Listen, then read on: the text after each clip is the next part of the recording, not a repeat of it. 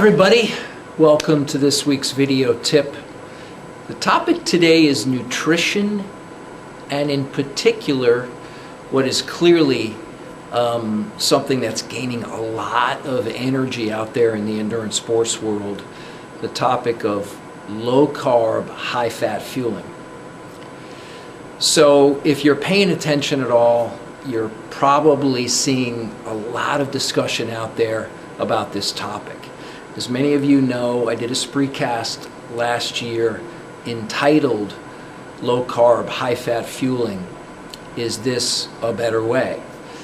Most recently, a very popular podcast, Endurance Planet, did a 3-part series with guests Zach Bitter, who's an elite ultra runner, and Dr. Jeff Volek, who's now a professor at Ohio State University, but was here in Connecticut at the University of Connecticut, where he's really led a whole bunch of research studies on this concept of low carb, high fat fueling and low carb, high fat living. Dr. Volek's probably got about 300 research articles that he's done, peer-reviewed scientific articles, and this most recent one, called the FASTER study, looked at the elite, a group of 12 elite ultra runners, some who were already high fat, low carb, and others who were high carb, low fat, and basically looked at their performance. And among other things, what they discovered in this FASTER study was that these low carb, high fat fuelers had tremendously high rates of fat oxidation when they were running. And to some degree, I think that would be common sense for most of us to think that, okay, if I'm eating 10% or less of my calories from carbohydrate, that when I'm performing, i.e. training, running, to oxidize fat is going to be much increased, since that's pretty much what I'm taking in my diet. Without question, the science has supported this concept. So why do I bring this up today? Well, I think this is an important topic for every athlete to really think about and consider, and more than that, for perhaps every one of us. Right now in this country, we've got a type 2 diabetes and obesity epidemic, and I can say as a coach pretty confidently that there's a lot of athletes out there in the race course, across a broad spectrum, from beginners and novices, right up through the ranks of amateurs, right up to elite amateur Ironman athletes, many of whom have a lot of GI issues on the race course and during training, and who are carrying more body fat than they really ought to be, and whose blood profiles and other markers that we look at for overall health not as good as they could be.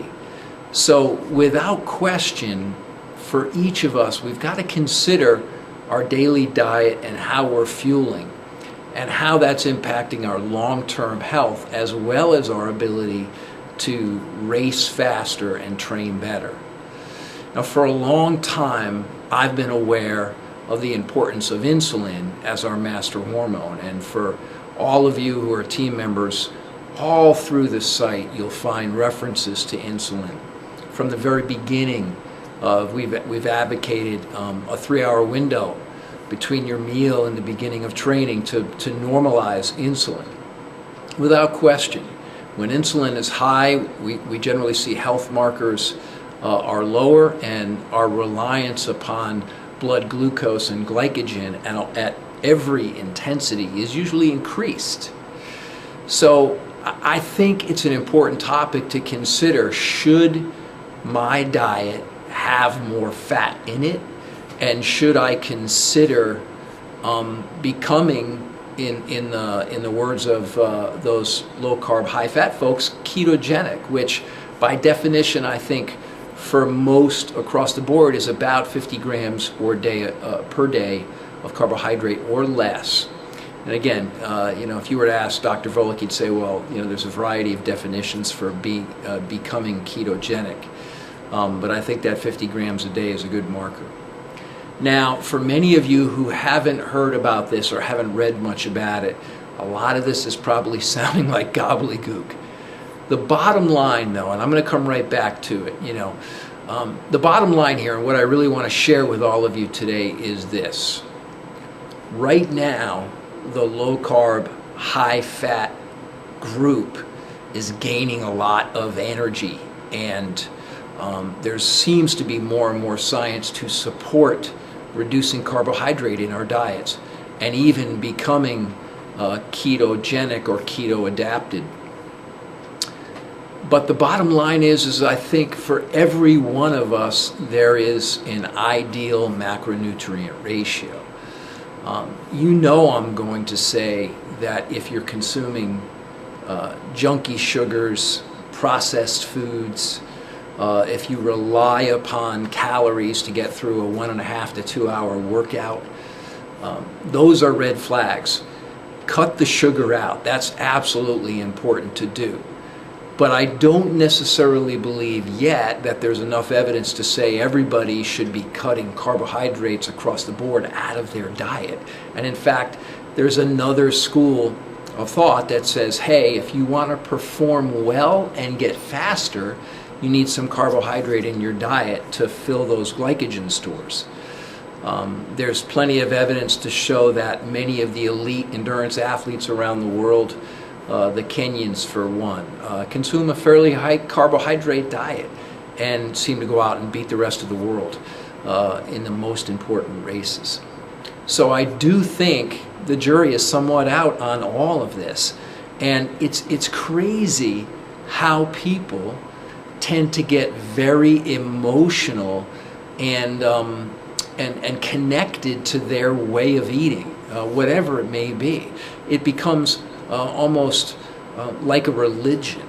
And for me as a coach, what I'm looking for is to take the emotion out of it and look very objectively at, hey, what's the best way for me to eat? What's the safest, healthiest approach to nutrition that will allow me as an individual to feel better, look better, and perform better, and live longer, avoiding chronic disease, avoiding those maladies that will typically affect certainly the average American. And when you look at high sugar intake, you see very high levels of oxidative stress, and other factors, including inflammation, which really hurt, at least in theory, our ability to live a very long life and a very healthy life. So I guess today, where I want to bring it home is, if you're consuming sugars, and a lot of them in processed form, I definitely recommend you cut those out and eliminate those from your diet as much as you possibly can. I also think you should look at more ways to get more fat into your diet. Again, this is something we've said from the very beginning. Fat is not the enemy at all, and it really never has been. Not even saturated fat. I mean, we look at the science now unequivocally.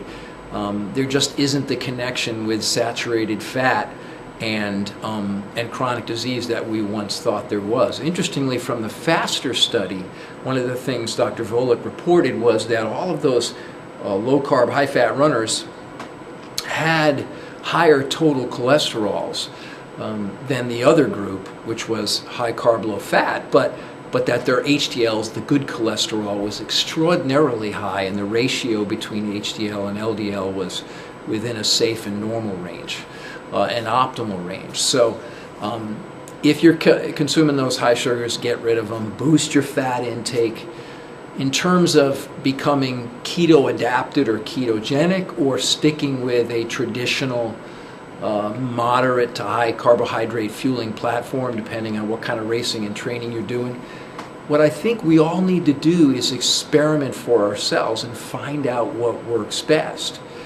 From the beginning here, we've said, hey, you ought to be able to go out and do 3 hours of exercise and not, at an aerobic intensity, and not feel the need to fuel. And if you're not able to do that, there's too much of a reliance upon blood sugar, and you need to become better at burning fat as a fuel. Absolutely, and that's a high priority. But we can become better at burning fat as a fuel by managing and being smart with minimizing insulin and the impact of meals and meal timing, and by cutting junky sugars, processed foods out of our diet, and focusing more on those foods that are lower on that glycemic index.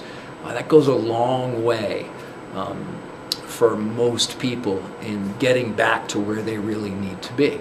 And then if you're one of those folks that really wants to try and experiment with becoming a low-carb, high-fat athlete, if you have excess body fat you cannot get rid of, if your energy levels are fluctuating a lot and it's frustrating for you, then you may want to consider becoming keto adapted, or looking at that as a way to change and consider the impact that it may have for you, both in terms of your performance and longevity. Inevitably, when we get these flows of energy out there in the media and in the sports world, where something new comes up, very often it ends up becoming somewhat faddish as time goes on. Especially, we've seen it with minimalist shoes and even the paleo diet. The bottom line, I think, though, is for all of us, we need to seek balance, and we need to understand how our bodies perform best. And if we do that, I think we're going to be much better off in the long term as we continue to keep our eyes and ears open to new science that comes out, new information that comes out, and judge for ourselves the validity of it. Become skeptical, of course, but at the same time be willing to change and understand that we're learning every day about the human body. All right? I hope this helps. Again, a little bit rambling, but good things to consider, I think, if you're an endurance athlete who's interested in living a long and healthy life and performing well. All right? Thanks for joining me. Have a great day.